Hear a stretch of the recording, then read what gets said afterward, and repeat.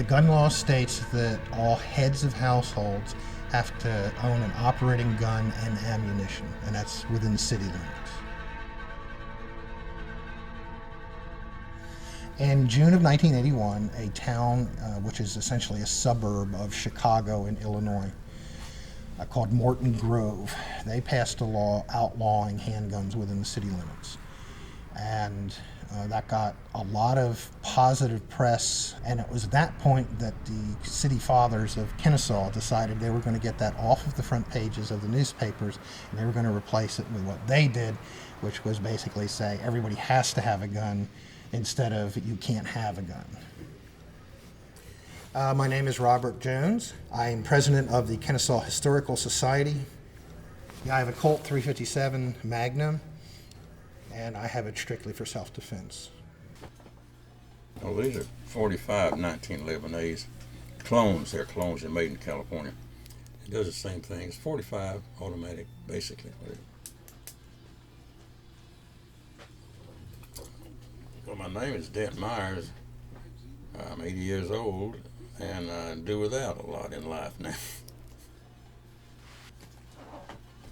I think it was a very good idea, and still a good idea too. It's for self-defense and also your defense if somebody attacks you, or anybody else for that matter. It's just like a tool. I mean, you use it what it's made for.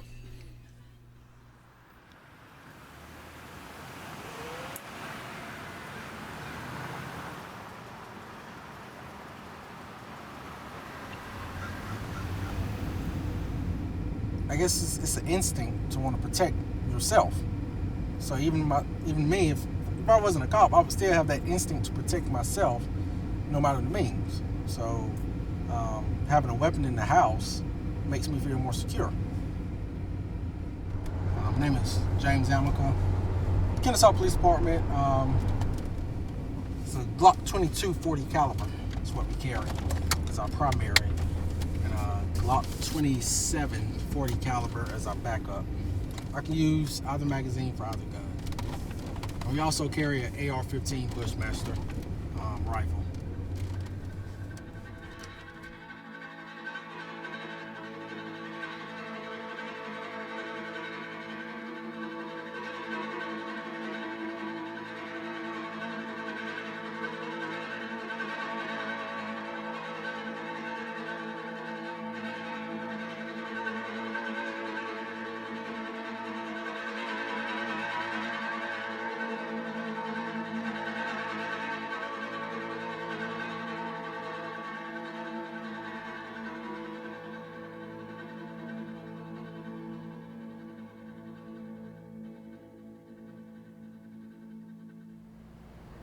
I would love if everyone owned a gun and knew how to use it to defend themselves, because an armed society is a polite society. My name is Dania Galloway. I work at Georgia Firing Line selling guns, and I carry a 40 caliber. I think Americans, at least traditionally, have prided themselves on being self-sufficient. So the idea that we don't have to rely on someone else to protect ourselves and people that we love, that we can do it ourselves, is big. Tactical rifle optics. Shooter ready. I am. Stand by. Good old team.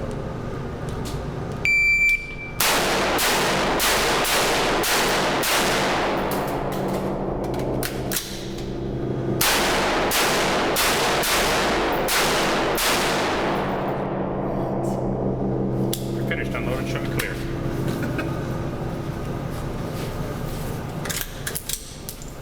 All right, slide. Hammer. Muzzle down. Range is safe. 11:23. I want to see it bolstered. What is that? The Bushmaster bagful? It's one of the most positive things the city ever did, because the crime rate, which was not high to begin with, this 1981, this was a rural southern town, but the burglary rate dropped significantly after the law was passed, and it stayed that way ever since. So here we are almost 30 years later, and Kennesaw is one of the safest cities of its size in the United States. It's a culture. It definitely is a culture. You know, the first people came here and settled, the colonists, you know, they had firearms that, you know, they used them to eat. You know, they used them to protect their families from, you know, animals or attacks from indigenous population.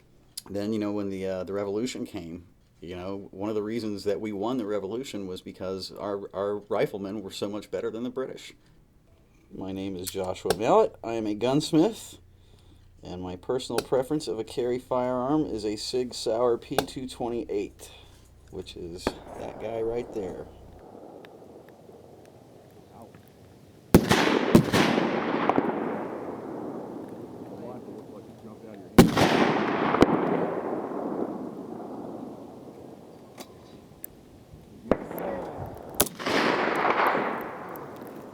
There's a very strong tradition within America about gun ownership, and you see the founding fathers even put it in the Constitution. You know, it's the second of the Bill of Rights, the Second Amendment. So you see that there is a long tradition, and Thomas Jefferson was so concerned about an oppressive government that he felt people needed to have the means to overthrow an oppressive government.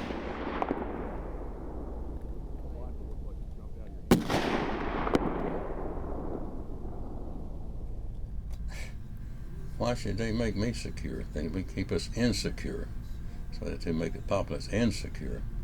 No.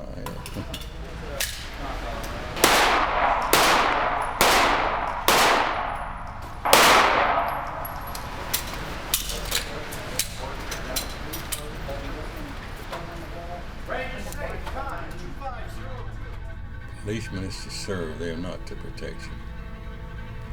And besides, if guy's breaking in my house and shooting through the windows, I'm gonna get him, dial police, and wait till they get here.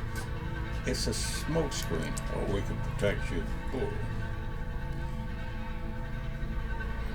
It's not gonna get better. I mean, it's not gonna get better. It's gone. And everybody says, well, it'll get better. I keep telling them, I said, you can't jump off a stone mountain.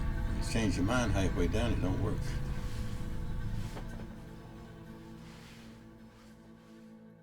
All right, this is how you do it, okay? Well, I was in the Army, and I was a squad leader, and the guy, you know, we weren't allowed as enlisted men to carry sidearms. We could only carry our rifles, right? And I said, the hell with that, you know, because our rifles were maintained by 19-year-old kids with hangovers, okay? So I told my guys, you know, I want a backup.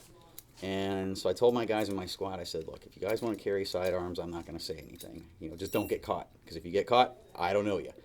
But we all agreed that we were going to buy the same type. So if we were out in combat and somebody got hurt, we could take their magazines and use them in our weapons. So we all agreed on SIGs. And because SIGs they're durable. I mean, you can pour concrete in these things and they'll still work. And I've got over 13,000 rounds through this pistol, and I've never had a malfunction in it. And it's still in great shape, you know, and I've carried it ever since. You know, it's had a resurgence. I think the last elections in 2008 really scared the hell out of some people, and they realized, man, we really are in danger of losing these rights. I mean, there's shooting ranges popping up all over the place now. I think what it was is people realized, man, we're about to lose this, so we better start exercising it. You know, it's a part of our national tradition. You know, firearms are part of our culture. And it's part of what made us able to have a culture of our own, you know. So, you know, that's kind of where I stand on that, I guess. And they're not dangerous. It's the people that get them that are dangerous.